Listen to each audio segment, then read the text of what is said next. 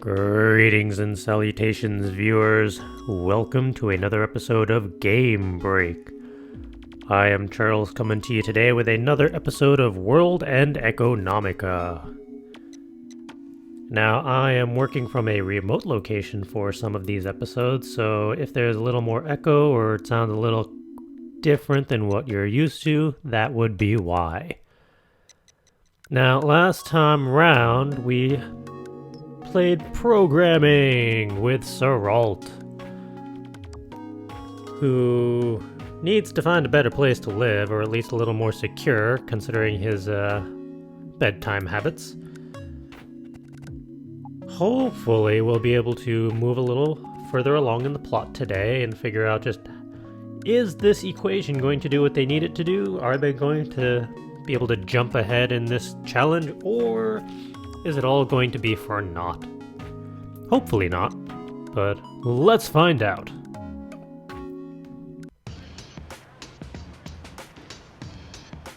It ended up being afternoon by the time we left the Big Bull Cafe. Starting from Hagana and Saralt's talks, they made adjustments to the program right there, so it took extra time. Even so, according to Saralt's boasting, he was about the only person who could work that quickly. I don't know how true that was, but he certainly typed fast. At first, I was wondering whether he was just slapping keys to show off in front of Hagana. But ultimately, the issues Hagana mentioned seemed fixed, and she'd put in some numbers, looked at the results, and nodded in satisfaction. It was only just that by the time we left the Big Bull Cafe, the only thing on my mind was lunch. Hey. When I turned around and spoke, Hagana was putting her terminal with the freshly completed program carefully in her bag. You go on back alone. Why? I'm going to eat something around here. I wouldn't be able to last until the church. While they were programming, Saralt had graciously offered to get some pizza, but Hagana turned him down. Apparently, Lisa would have some food prepared at the church when we got back. However, if I kept pace with Hagana from here, it'd take 30 minutes. I couldn't say that I wouldn't starve along the way. You do know the way back, right? I asked as we went down the narrow stairs. At the landing between stairs, Hagana stopped and stood there. What? When I stopped and asked, Hagana lifted up her head and spoke. I'll do the same. The same what? After a moment's surprise, I spoke. There's food at the church, though, and I plan on eating that too, you know. Hagana never ate all that much. Hagana's eyes looked surprised at my words, but soon her expression tightened and she spoke with a glare. There's no food at the church. What? Now I'm the one with questions. That was because having food at the church was the reason she used to turn Saralt's offer for pizza down. Lisa wasn't going to make something before she went off to her part-time job? She didn't. My brain was having trouble working from hunger, so I couldn't see why. Did she want to eat alone with me?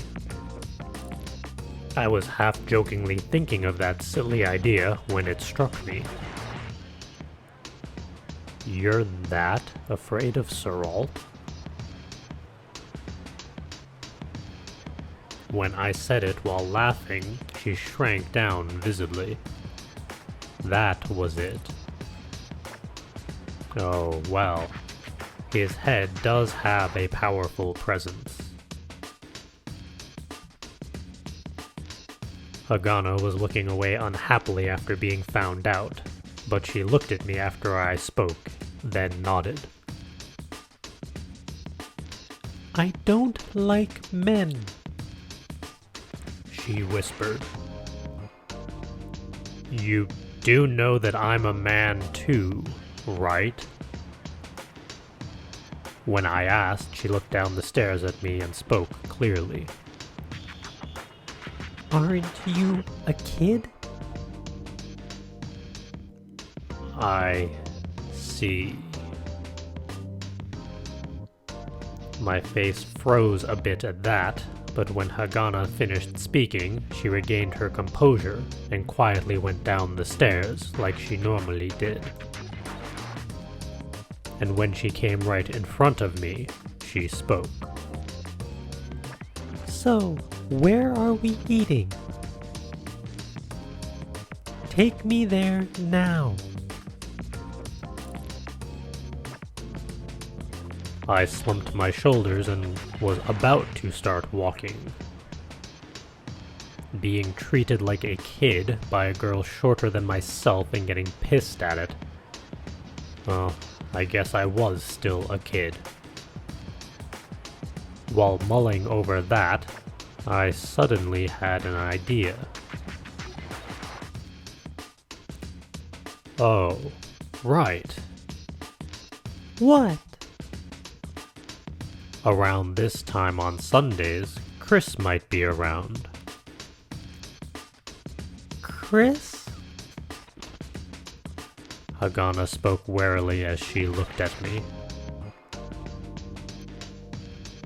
Hal, you have something you need from Chris?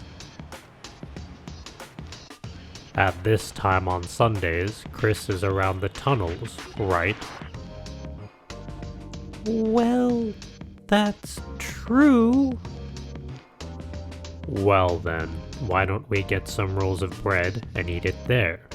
The view's good after all. I like it there.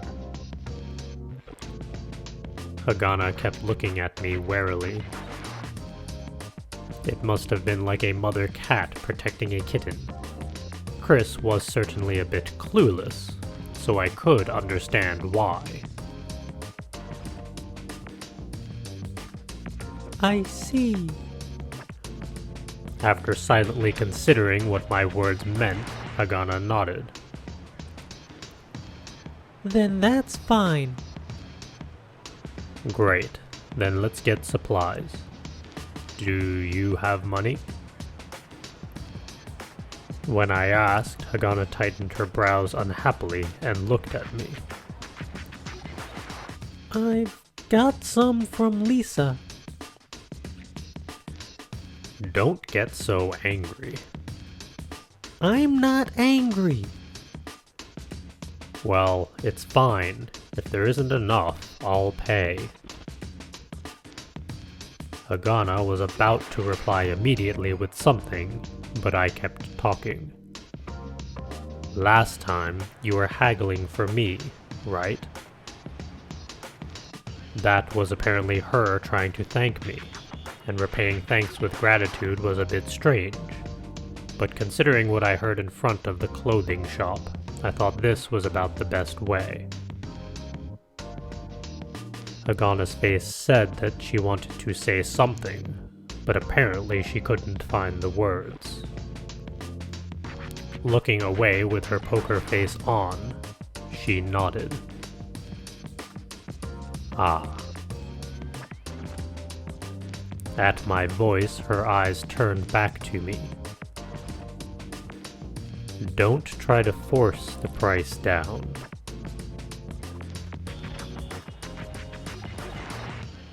Hagana looked sad for an instant, but gradually turned more annoyed. But she didn't kick my leg. Okay. Instead, surprisingly, she agreed with a nod.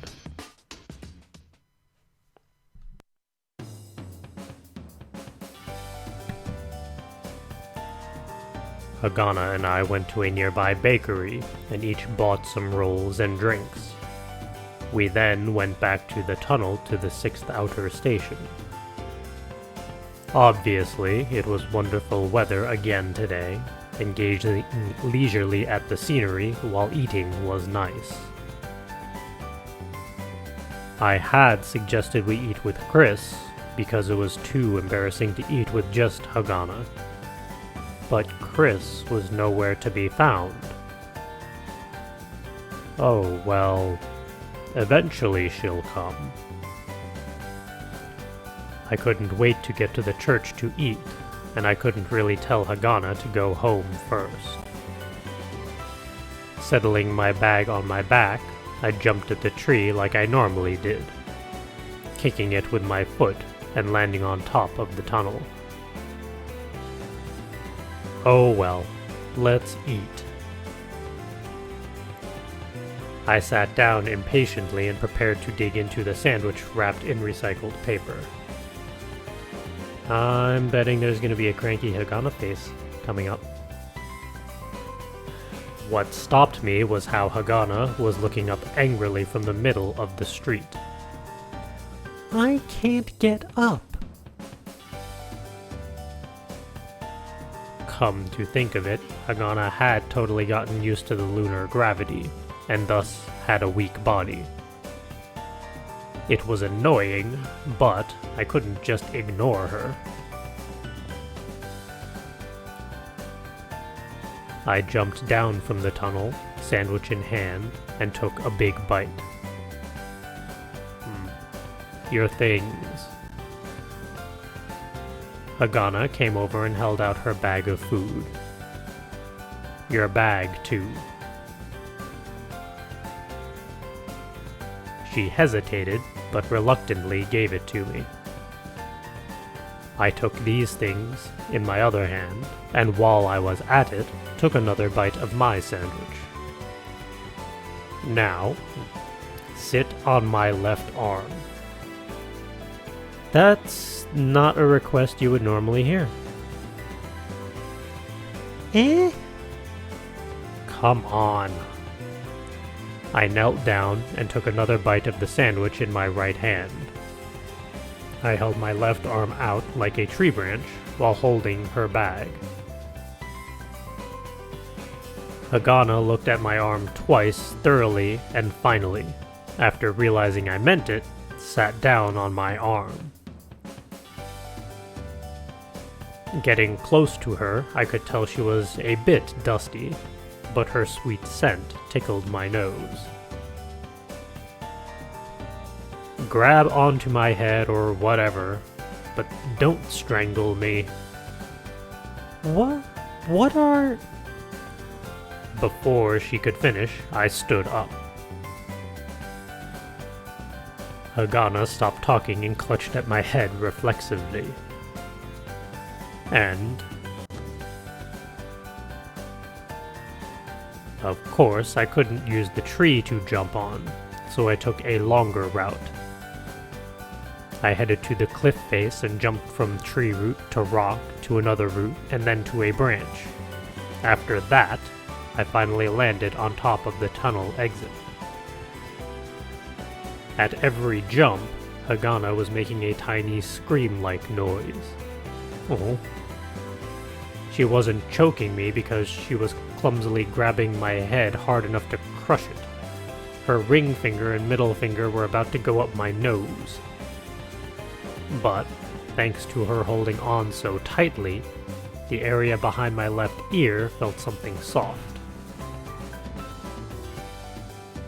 It looked like nothing was there, but apparently there was. Hey, how long do you plan on grabbing on? When I spoke, Hagana finally came to herself. The way she suddenly let go, she apparently had forgotten that she was sitting on my arm. Oh. What? She lost her balance and was about to fall backwards. Sighing to myself, I held the sandwich from my right hand in my mouth and reached out to pull her back. You've just got no sense of coordination, do you? I can't say that I do. With her hair still in disarray, Hagana spoke wearily. Here, your bread and bag. Taking her things from my hand, Hagana fixed her hair with her hands. And then, when she looked up, she was suddenly taken in by the scenery.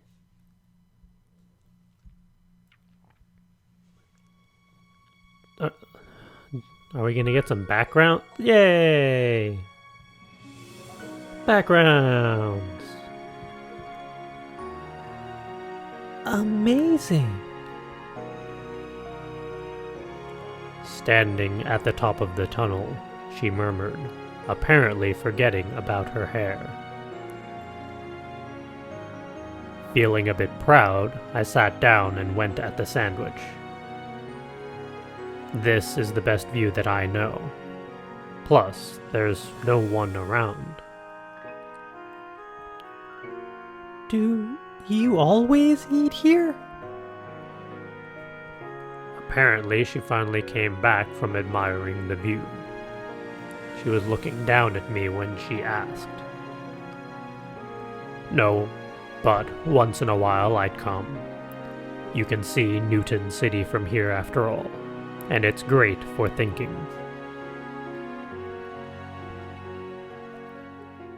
Hagana looked once more at the scenery, squinted and nodded slowly.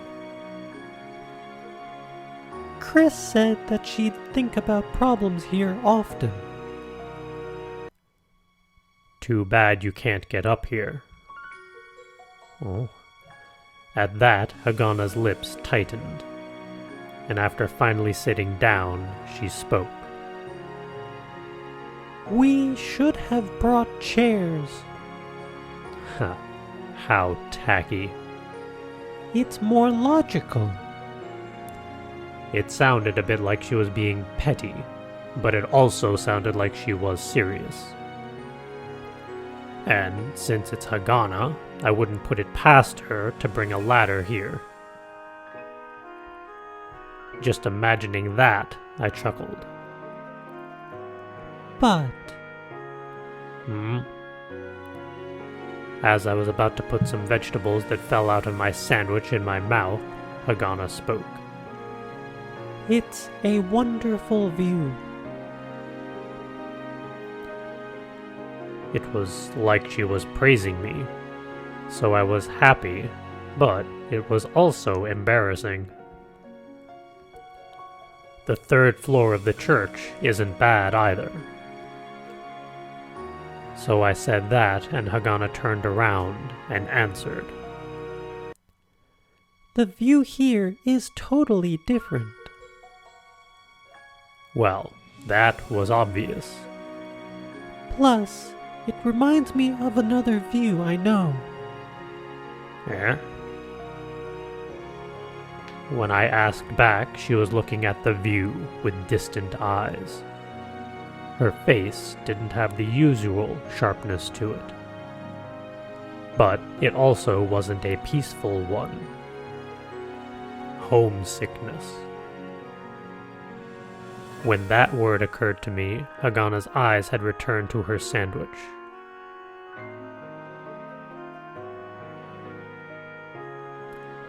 Anyway, I want to ask you something.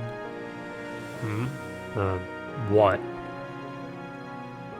Couldn't say that I had been taken in by her face, so I came to myself and replied hurriedly. What is it?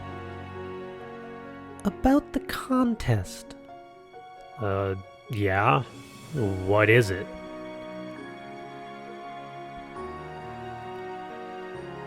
Were you going to ask a question? Even when I asked again, she didn't try to speak.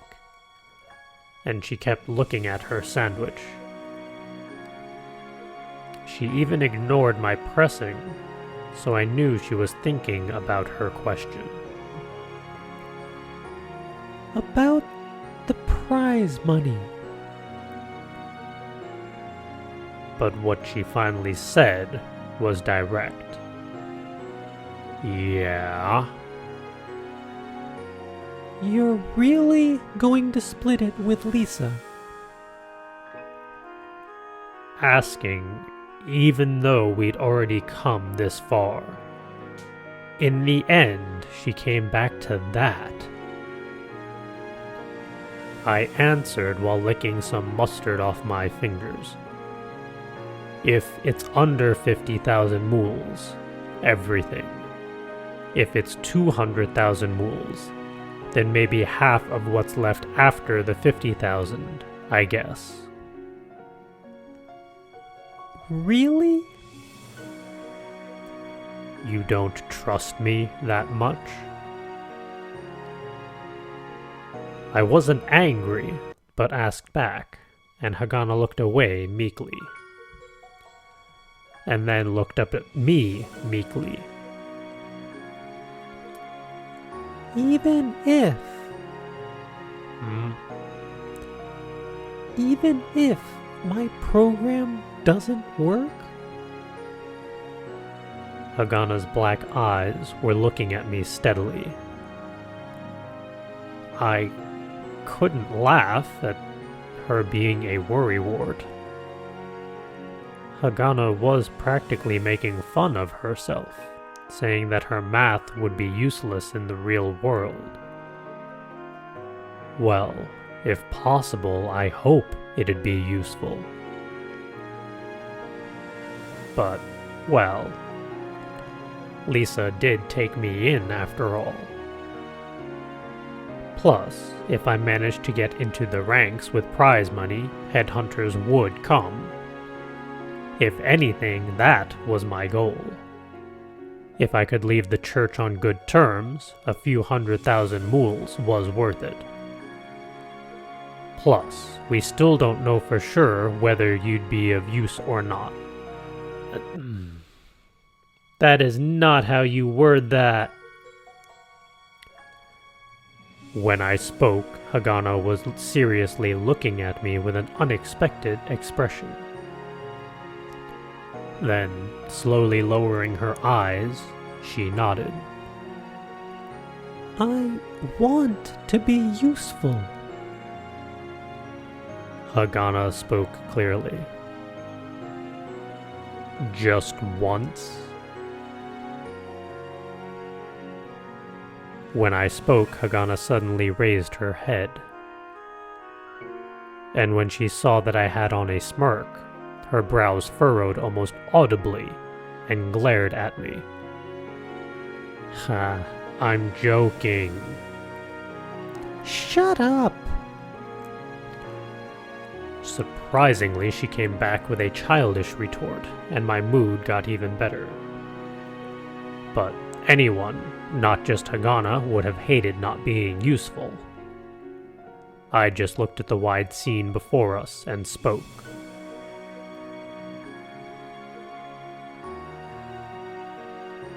Well, hopefully it'll work out.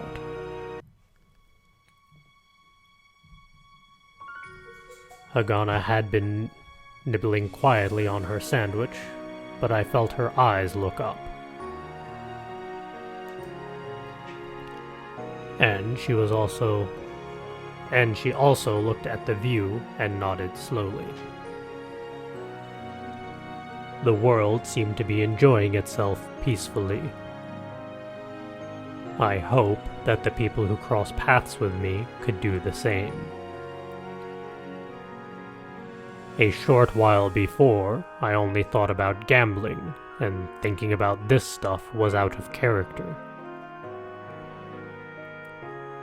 If I couldn't get first in the contest, I'd get a prize of 200,000 mools and also be headhunted by Schrödinger Street. Just thinking about that would make me uneasy with excitement. Honestly speaking, I was hoping that Hagana's program would be useful. However, I'd never had luck with that kind of investing magic, and I didn't know its real value.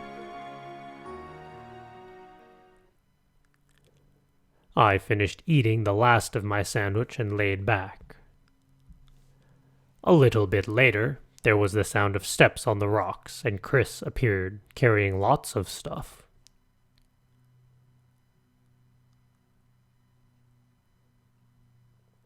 Oh, okay, hard transition to next day. Well, not what I was expecting. We're actually going to cut things there because this seems like a good transition point, and we're already getting close to the time. So, nice little bit of character growth between Hagana and Hal. Nice to see that. They're finally playing nice, more or less. I've lost track of how many days into the competition they are now, but it is moving along. Here's to hoping that next episode we'll see a bit more progress, see how far up in the ranks they go. Is the program going to be of use? Will Hal have more sentiment to gain more money? We shall see. But until next time, go be creative, go play some games, go have some fun. We'll see you all next time.